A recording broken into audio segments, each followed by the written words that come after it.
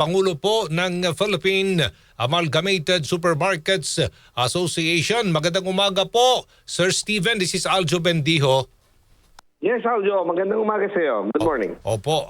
Sir Steven, kaya ba ang 500 pesos na budget for Noche Buena? Oo nga, bugbog sarado sa jokes at sa mga videos no, regarding the reaction, no, bugbog sarado. Ang akin lang is, I guess what the secretary is saying is, live within your means.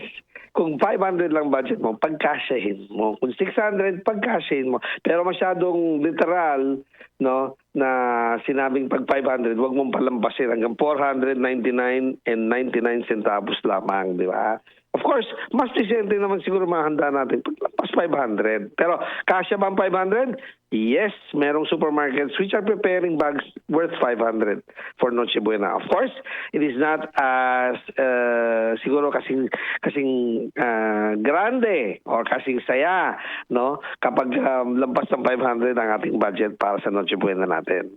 Ano kaya itong Noche Buena for 500? May hamon na ba dyan, Sir Steven? Meron na bang panghimagas?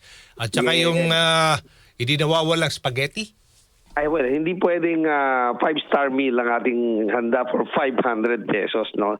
Hindi 1 star for every 100, no? May spaghetti, no? Konting pansalad, no? Pang fruit salad, no? Pero yun nga, wala pa yung prutas, di ba? So, mukhang ano pa lang, sahog pa lang. Tsaka spaghetti, walang ground beef, walang hotdog, no? If ever man, konting meat lang, di ba? In other words, like I said, ano lang, pampalipas Pasko or Noche Buena na lang yung 500, di ba? Kasi siguro, ayuda-wise ng iba, mahigit 500 na di ba? Oo. Pero yun nga, ang point lang is pagkasyahin yung ating kaya para maging masaya ang ating Pasko. Yun. Mga ilang miyembro ng pamilya ho ang 500 pesos na Noche Buena na budget na pasok ho ngayon? Depende. Kung malakas kumain yung kapamilya mo, kukulangin yan. Siguro pagtatlong tao lang yan, di ba? Isang anak at isang pares na magulang, di ba? Oo naman. Kung matakaw. Kaya kung sabihin na natin normal ang appetite ng pamilya, no? Supposed to be, I guess, they're targeting, a couple and 2 kids, 2 to 3 kids. No? Yun ang kanilang target. No? Kaya kay 500, like I said, it's just they pegged it there. Para mahirap sabihin 629.50. Ang hirap naman tanda ng tao yun, di ba? So, memory ano lang yan. Para maisip naman ng tao na, pwede pala, isang pirasong papel. Hindi kailangan 1,000, pwede palang 500 pagkasyahin. Pero of course, what I'm saying is, kung may 800 ka dyan, 500 ang labas si tatay at nanay.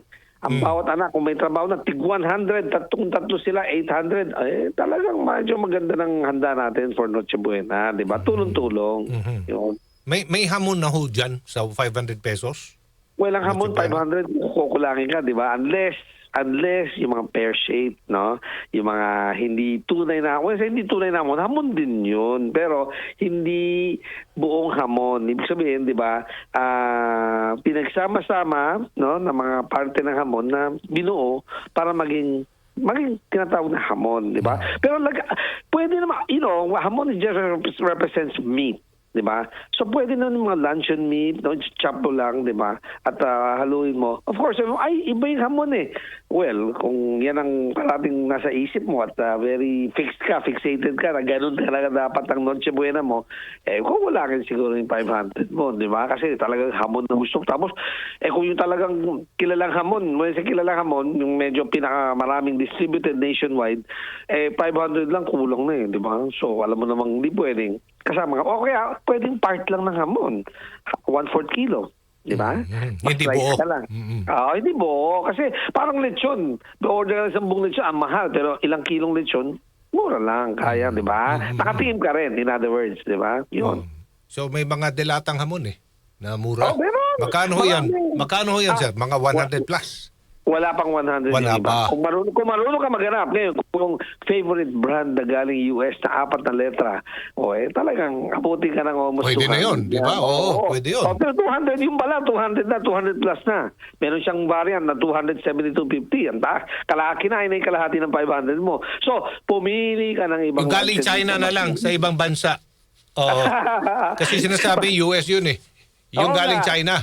Correct. Mas mura yun. Aljo, may local din tayo na meron na? manufacturer. Okay.